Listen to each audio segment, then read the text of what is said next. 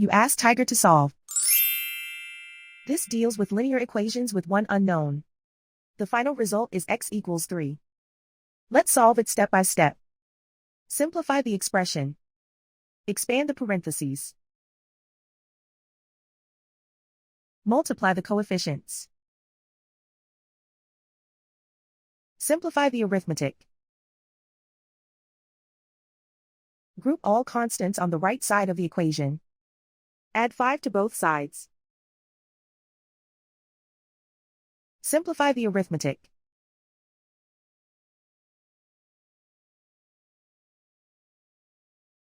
Isolate the x. Divide both sides by 10.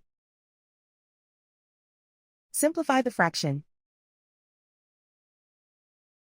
Find the greatest common factor of the numerator and denominator.